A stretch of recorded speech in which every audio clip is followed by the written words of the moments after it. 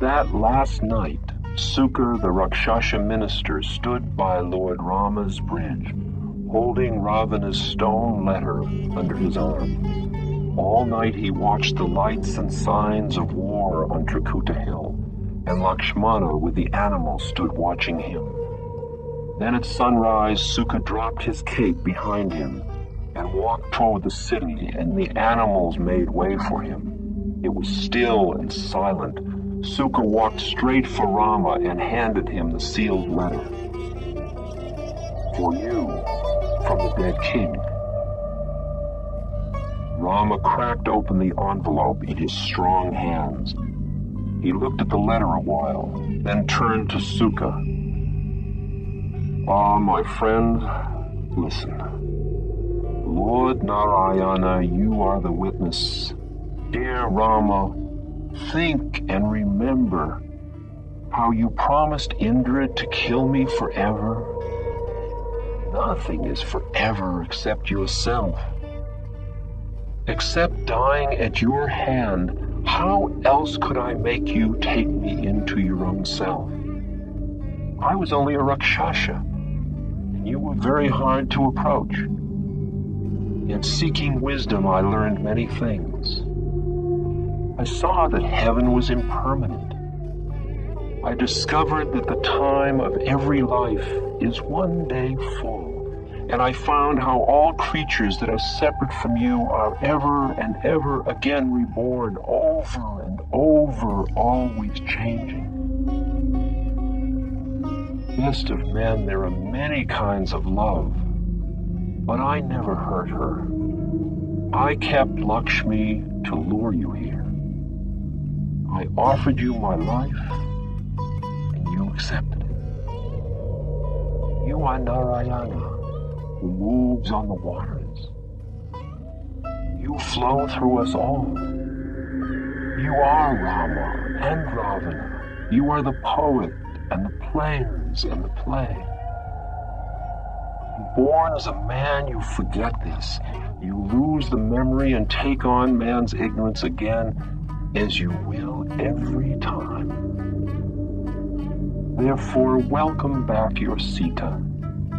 The war is done. Two of them stood there by Ravana, still as statues in the new rising sun. Rama sighed and said quietly, "Go, go, I do not care what this means." I never dreamed of such a thing. Sukha was smiling and smiling. Oh, after all this long way round. There was a soft whisper. Sukha became a rising wisp of smoke. It spread, dissolved in the air, in surrender. And so the war of Lanka was ended, near the solstice of winter, when spring dares begin again. Rama looked round at the world and said to Hanuman, "Long love is now remembered, and all the old lovely colors come again into my view. Go to her, tell Sita we have won." "I'm gone," said Hanuman. Hanuman flew like a flash to the Ashoka Grove behind Ravana's palace, his white robe streaming out, his white fur ruffled with joy. He found Sita alone under the golden Sinsapa tree, but now she was dressed as a princess. She wore a woven crown of fresh and fragrant wildflowers and new leaves, and her braid had a ribbon. She was the fairest woman in all creation. Hanuman greeted the doe-eyed Sita. "Well, this makes sense for a change. This is the first nice day there's been for a long time on old Earth." "Oh, it's perfect," Sita smiled, and her smiles were forever warm and loving. They would carry anyone away, and she grew quieter. "But how is Rama?" Hanuman hit his tail on the ground and laughed. "Come and find out." Rama stood in the field outside Lanka among many friends, embracing Sugriva and old Jambavan. Then Sita came out of Lanka, her gentle face aglow with love. The monkeys and bears drew back to let her by, thinking, "Oh, yes, this is from the old times back." All the animals and Lakshmana bowed to her, kneeling in a circle around her. Vibhishana the Rakshasa shaded his face with his dark hand and looked up at the sky. There were 2 chariots in the air, gleaming bright, unwavering. Fragrant flower petals fell from heaven. The ravages of war all vanished. Agni, the fire god, appeared by Sita. Agni said, "Rama's father, Dasaratha, is in that other chariot. He is very happy for you, my lady." Then Agni took Sita's hand and led her to Rama. The fire lord said, "Lord Narayana, take back your Sita. You have won her again." Rama smiled. "But why call me by a great god's name?" "But my lord," Agni looked at him in amazement, "you mean you don't remember?" "I am Rama, a mortal man."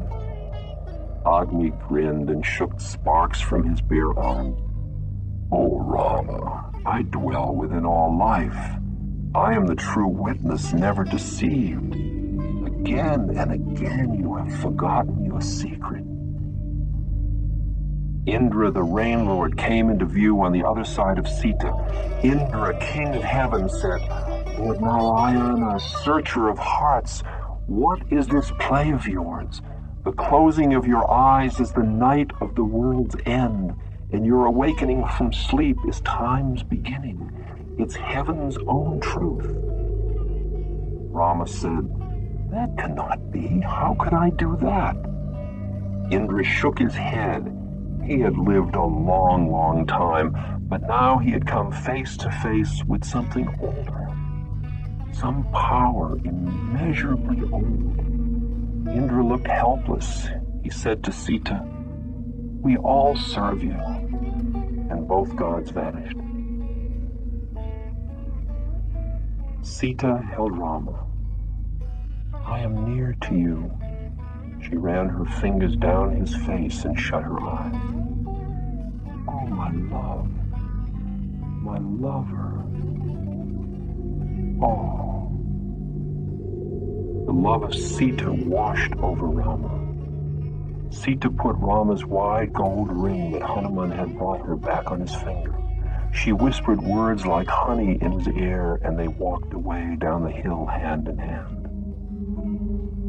The animals and Lakshmana got to their feet smiling.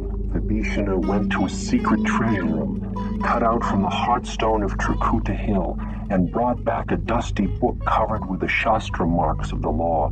He opened it carefully and handed it to Hanuman. "Here, learn this verse. Speak it aloud on the hillside where the dead animals lie, and they will again revive." Hanuman learned those mantras of compassion, and Vibhishana replaced the book where it had been. Hanuman stood on the hill outside Lanka and said the words, and brought back to life all the dead monkeys and apes and bears. All the animals awoke from death unhurt, in great wonder. The next morning, Rama said to Vibhishana, "Soon it will be springtime, and 14 years of my exile will be full.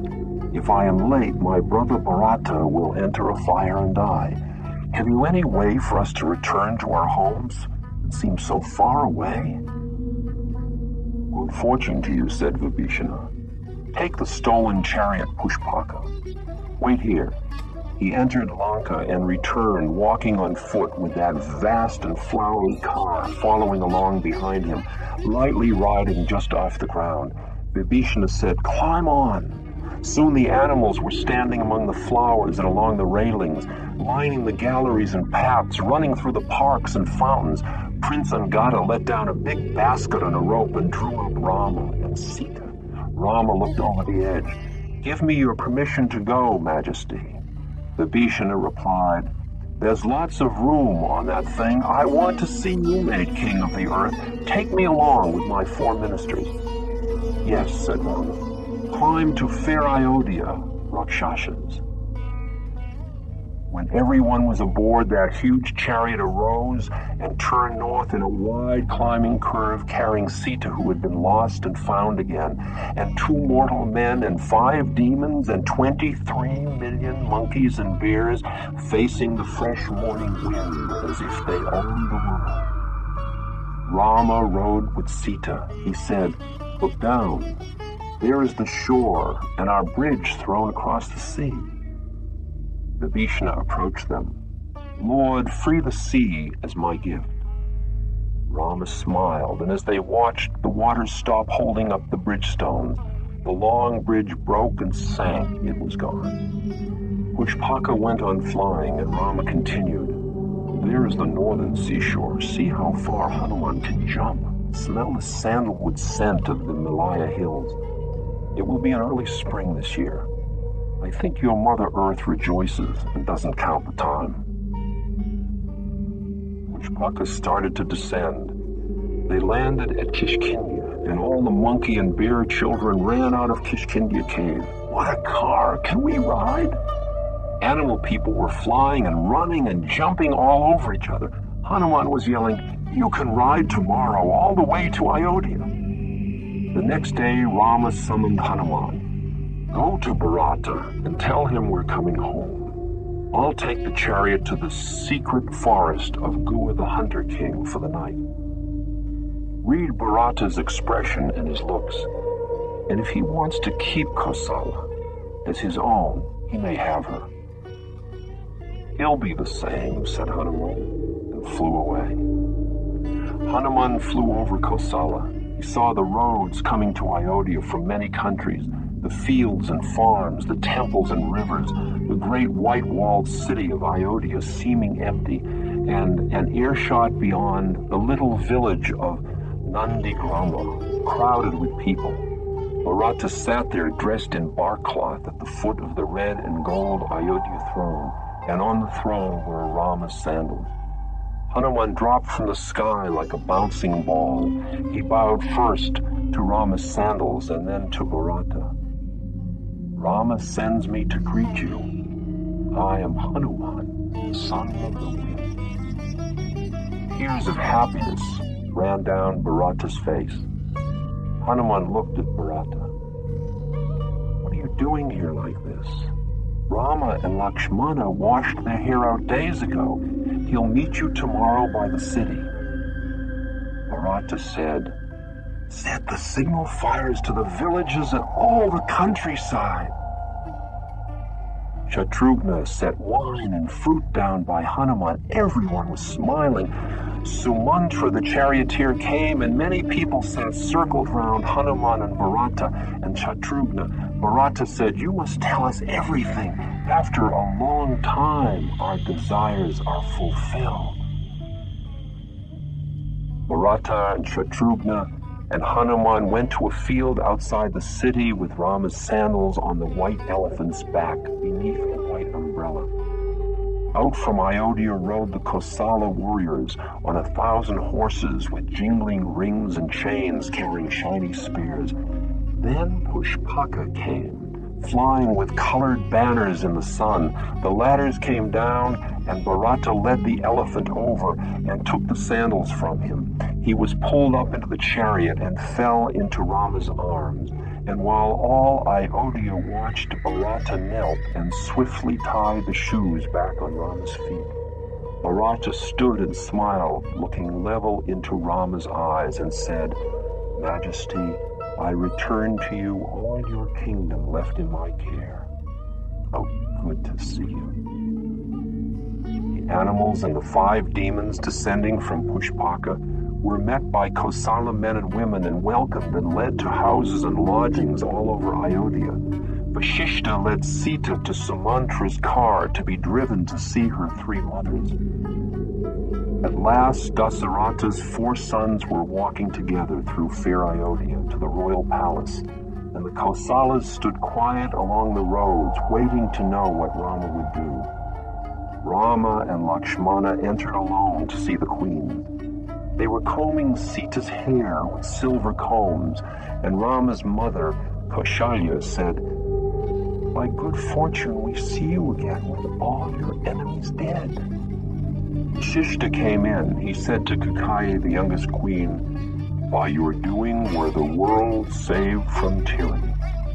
And he told Rama, "Rule as long as the world endures, as far as the world extends." Yes, said Rama. Shishta went to a window and shouted, "He will!"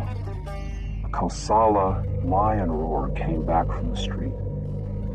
The first Ayodhya celebration in 14 years began, and the best celebration she had ever known. Then late at night, Sita sat by a fountain in the palace, and Manthara, the hunchback, came to her. Manthara knelt. "Forgive me." Sita was beautiful.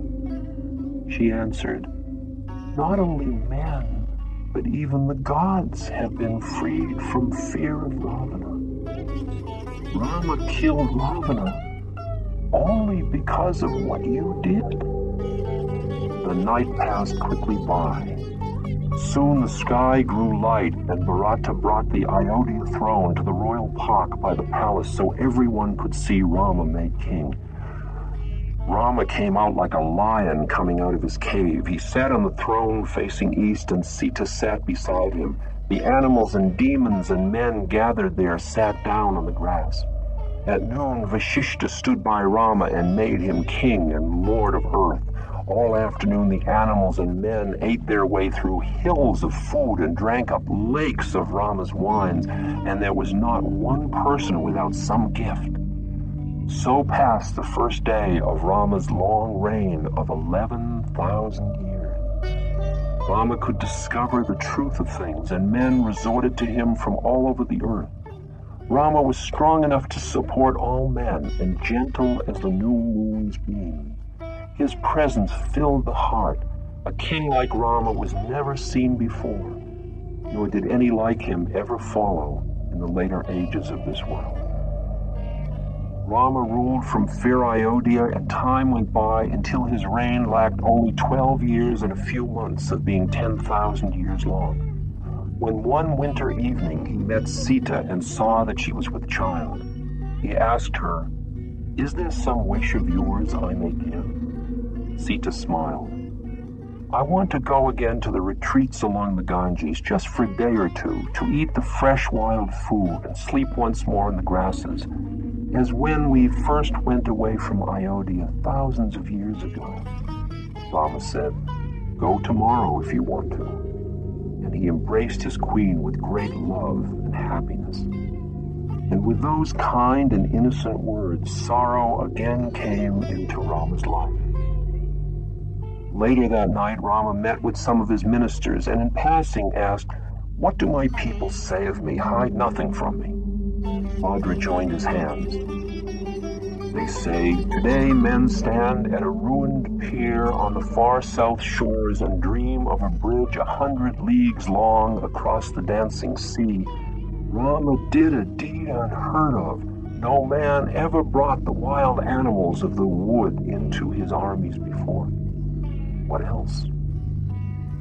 Majesty, don't seek wisdom from coarse common people. Forget their talk." Rama said, "Do not refuse to tell me." Bhadra said, "Rama, we must obey you."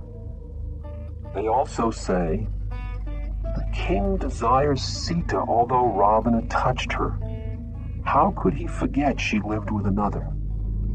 So speak the lowest men. Rama left them there without a word and sent a message to Lakshmana, "Come to me at once." Rama stood alone by a window. His face was pale. The lights of his eyes were gone as though clouded over. Lakshmana frowned. Rama said, "Lakshmana, consider, what is a king? Kings cannot afford blame. They, above all men, must be beyond reproach. See into what a chasm of sorrow a king may fall." Lakshmana said, "The threads of that design. Who told you?" He sighed hopelessly. "What will you do?" "Sita expects to go to the forest tomorrow. Let Sumantra drive you both there, And when you arrive by the river Ganga, abandon her. She will die. Your child will die. No, said Rama. I command you, not a word to anyone. Each person may be told what he will understand of the nature of the world, and no more. Lakshmana looked around the room. The Dharma law is difficult to know, and it is inconceivable to me that I should ever willingly disobey you, Rama. The next morning, Sita got on Sumantra's chariot with Lakshmana and went out of Ayodhya in plumes of morning fog. It was cloudy. The sun had fled from having to see Sita betrayed. Sumantra and Lakshmana took Sita across Ganga in an abandoned fisher boat and helped her out on the other side. Then Lakshmana looked at her and wept. What's wrong? Asked Sita. Lakshmana replied, in fear of scandal, Rama uses this journey as a pretext to abandon you here in the woods. He turned to Sumantra. I cannot understand. What can we gain by doing wrong to please a fool? Sumantra said, suspend your reason and get a glimpse of eternity. This is ancient history beyond men's knowing. Rama will live alone from now on. Sita wept. Oh, why? My lady, said Sumantra, all the universe is but a sign to be read rightly. War and peace, love and separation are hidden gateways to other worlds. Let us not grow old still believing the truth is what most people see around them. I have never told the story. Now I am an old man, and I break secrecy to tell you how Kakayi won her 2 wishes. It was in the olden times when Dasaratha and I fought on the side of the gods against the Asuras of drought. Then I fought alone as a warrior and did not drive Dasaratha's car.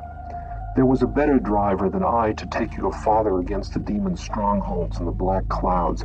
There was Princess Kakayi, 9 years old and unafraid. Kakayi never failed Dasaratha.